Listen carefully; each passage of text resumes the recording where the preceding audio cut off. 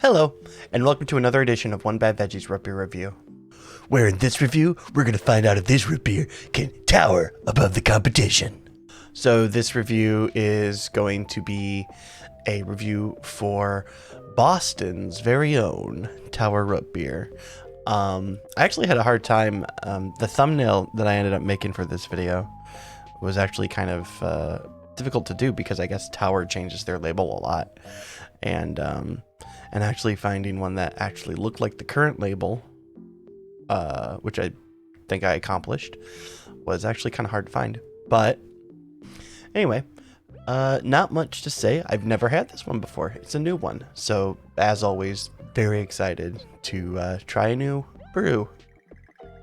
Of course, we start with the ingredients, which are popping up right there. As you can see, I like the fact that they're like, not only is it cane sugar, it's 100% cane sugar. 100%. Let's go ahead and take a look at the bottle here. For being a tower, it's a stubby bottle. It's just a little guy. Well, they're fat. This is a fat bottle. I like how it says, "Ye old-fashioned root beer." As if, well, I think I read someplace that Tower Root Beer was actually established in 1914, so that's pretty old. Not super old, but pretty old. Like I said, this is the latest version of the label. Not the prettiest one of them, I gotta say. Also, it's not a wraparound label. You know how I'm a big fan of wraparound labels. Also, this label's actually coming off, so point subtracted for that one. I'm just kidding. I don't grade based on whether or not the label's in good condition or not. But I was looking at some of the older ones, and some of the older labels do give it, you know, it's ye old-fashioned root beer. Some of the older labels give it kind of more of that look that it's an old drink. So I don't know.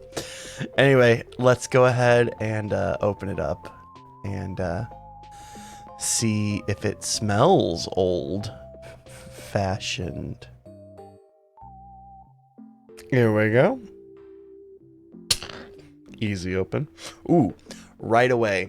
Hit me right in the face with... I didn't even have to get my nose next to it. I can smell a lot of licorice in this one. Let's go ahead and take a...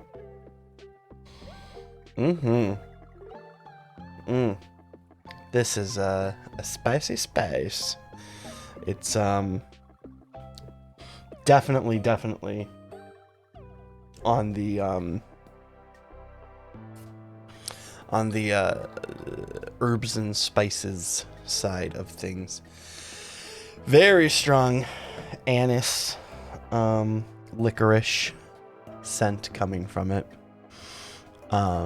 Like, I was gonna say like opening a bag of Twizzlers, but Twizzlers actually smell like fruity. But you know what I mean. You know what I mean. But yeah. So as we know, you know, that's not usually gonna be my favorite kind of root beer, but sometimes it leads to a more complex flavor, which who knows? Maybe I'll be surprised by this one. But let's go ahead and get to checking out the pour and the foam. All right, let's go ahead, open her up. Let's see how this one turns out. I have a feeling this one's going to be pretty good. Let's find out. Yep, I was correct. Although, not very long lasting. Hopefully, I can get a sip of this before it's gone. It's gone. Well, you know, sometimes towers fall. But I don't know. Yeah, didn't get a chance to taste the foam before it disappeared. The head. So, let's go ahead and get to the taste test. And I'll tell you right now too, as I was pouring, very strong scent.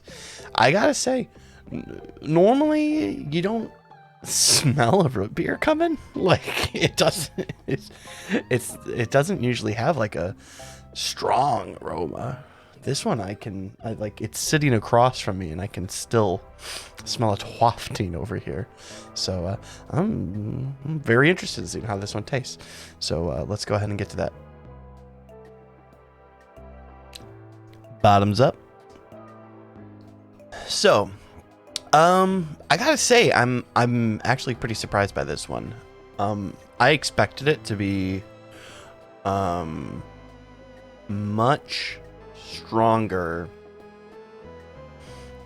I expected the flavors to be a lot more pronounced, a lot more, I mean, just the way that I could just smell it. You know, I could smell the licorice from here. I expected that was going to be strongest flavor. Turns out it definitely sides to that end, but it's actually much more balanced with what it's giving you. It's one of those ones that I kind of almost describe as almost fruity in a way, but it's not. I wish I had a better way of explaining the flavor profile. I guess that's probably, you know, that's probably what the sassafras and those type of flavors. It's very sweet. That was one thing that surprised me. It was a lot sweeter than I thought it would be. I pretty much know what I'm going to give this one as a score, but I'm going to let this one sit with me for a second and see if there's any kind of like bad aftertaste or anything. But yeah, let's go ahead and get over to the letter grade. So I think with this one, I'm going to go ahead and I'm going to give it a C, because it's funny.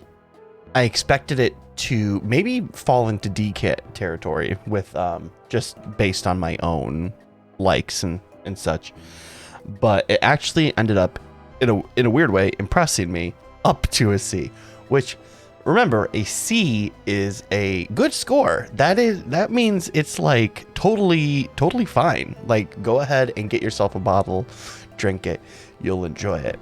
Like, I have no problem with anything that's a C. So I mean, it basically moved up from being something where I would be telling you, like, maybe avoid this one, to like, no, it's good. It's good. Like I said, I had a little bit of that fruity or maybe rooty flavor. Had a good bite. But like I said, it's definitely not a creamy root beer. It's definitely one that leans on the side of licorice and sarsaparilla, not sarsaparilla. You know what I mean. So yeah, there's not a whole lot I have to say about this one. It's good. It's good. And that's why I'm giving it a C.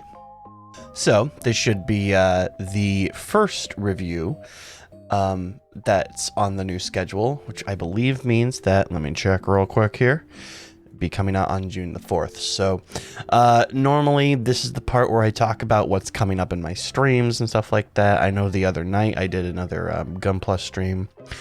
The hard part is now that I'm going to be recording these and that they're going to be set in the future or released in the future, it'll be a little bit harder to talk about what's coming up.